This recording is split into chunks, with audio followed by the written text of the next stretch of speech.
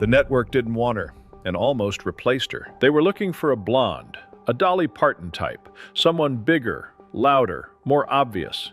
Instead, they cast a brunette who pushed back on almost everything. She refused the costume they suggested, changed how the character looked, and made one small decision that accidentally created one of the most recognizable images in television history. Because Daisy Duke didn't just become popular, she became everywhere.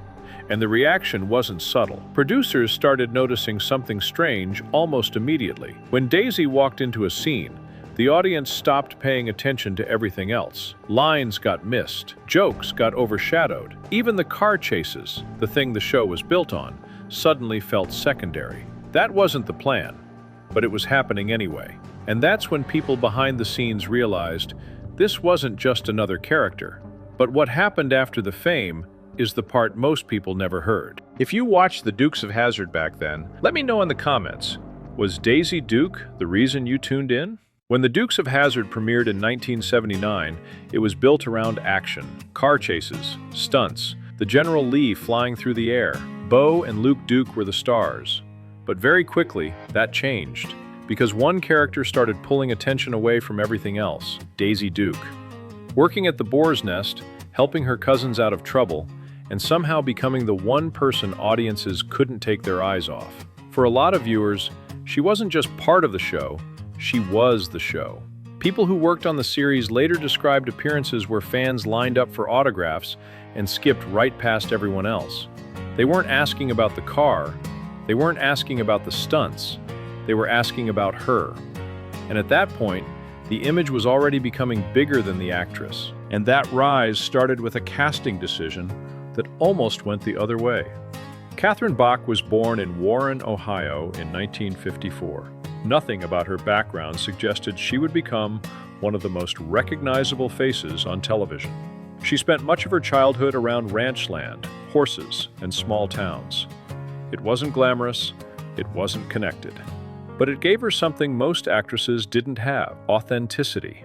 Years later, she would say she never tried to turn Daisy into something exaggerated. She just played her as someone she understood.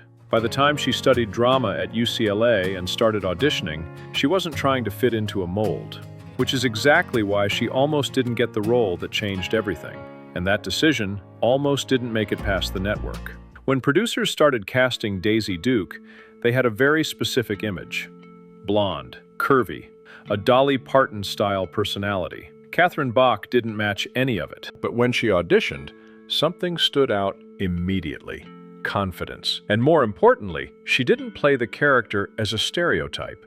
She later said she didn't want Daisy to feel like a joke or a caricature. She wanted her to feel real. And it wasn't just confidence on camera. During the audition process, Bach didn't try to imitate what they wanted. She didn't try to act like Dolly Parton. She didn't exaggerate the accent. She played it simple, natural, which, ironically, made her stand out more than anyone else. Then came the wardrobe discussion, and this is the moment that changed everything. At first, the producers had a completely different idea for how Daisy should look: safer, more traditional. At one point, wardrobe even suggested a poodle skirt, something conservative enough to avoid network pushback. Bach hated it. She later said it didn't feel right for the character at all. It didn't feel modern. It didn't feel believable. So she pushed back, hard. Instead, she proposed something much simpler: cut-off denim shorts. And not just any shorts. She reportedly took a pair herself and cut them higher than what the network had originally approved. When producers saw them, there was hesitation, because this wasn't just a style choice.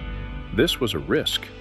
At the time, the network was still debating how much they could show on television, and this pushed right up against that line. Too revealing, and it could trigger censorship issues. Too suggestive, and affiliates could push back. There were real concerns behind the scenes about how far was too far. Bach later explained that she didn't see it as provocative. She saw it as something girls actually wore. To her, it wasn't about being shocking. It was about being real. Eventually, the show moved forward with it, and once it aired, everything changed. Posters, magazine covers, fan obsession, everywhere. And if you remember when this first aired, you already know how big this became. But the reaction created a different kind of problem. At the height of the show's popularity, the fan mail was overwhelming. And not just in volume, but in tone. Bach later recalled that a lot of it focused on her appearance, not the character, not the performance, the image. Bags of letters would arrive regularly, week after week, and it became clear that something had shifted. Daisy Duke wasn't just part of a show anymore. She had become a symbol, and that created a tension that never really went away. Was she empowering, or was she being reduced to an image? The truth was somewhere in the middle, but the same image that made her famous was also the thing she would spend years trying to move beyond. Bach pushed back on that idea. She made it clear she never wanted to be seen as just a sex symbol. She refused offers to pose nude. She avoided roles that leaned too far in that direction, because in her mind, Daisy wasn't supposed to be exploitative. She was supposed to be confident. And if you go back and actually watch the episodes, that's exactly what she was. She tricked villains. She set up escapes. She got her cousins out of situations they couldn't solve themselves. But that's not what people talked about later. And that problem didn't go away when the show ended. But this is where the story turns. Because the thing that made her famous was about to work against her. When the Dukes of Hazzard ended in 1985, Daisy Duke was already an icon. And that was the problem. Audiences didn't see Catherine Bach. They saw Daisy. The same image that made her famous was now the thing defining every opportunity that came after. By then, it wasn't just a role anymore, it was how people saw her. She later admitted that it was difficult to break out of that image, because no matter what role she took, people already had expectations. There's a pattern you see with actors from massive TV hits. The role doesn't stay on the show, it follows them. And for Bach, that meant walking into rooms where people thought they already knew who she was, before she even spoke. She continued acting, including roles like African Skies, but nothing came close to what she had experienced before. So she stepped away, focused on business, launched a jewelry line, and for a while, life became quieter, more private, more stable. But none of that is the part people remember, and it's not the part that changed her life. In 1990, she married entertainment attorney Peter Lopez. They built a life together, raised 2 daughters, stayed mostly out of the spotlight. For years, it seemed like she had found something different, something grounded, until it wasn't. In 2010, Peter Lopez died by suicide, and everything changed. Bach later described the loss as something that reshaped her entire world. And unlike the fame, this wasn't something that played out publicly. There were no cameras, no audience, just a life that suddenly looked very different than it had before. Years later, Catherine Bach returned to television with a role on The Young and the Restless. But it wasn't about recreating Daisy Duke. It was about moving forward. Over time, she also began reconnecting with the legacy of the show, appearing at fan events, meeting people who had grown up watching it. And something interesting started to happen. The conversations changed. People weren't just talking about how she looked anymore. They were talking about what the show meant to them, watching it with family, growing up with it, remembering a different time. And Daisy Duke became part of that memory. By that point, it wasn't just something she played on television, it was something people expected her to be. Because in the end, Daisy Duke wasn't just a character people watched.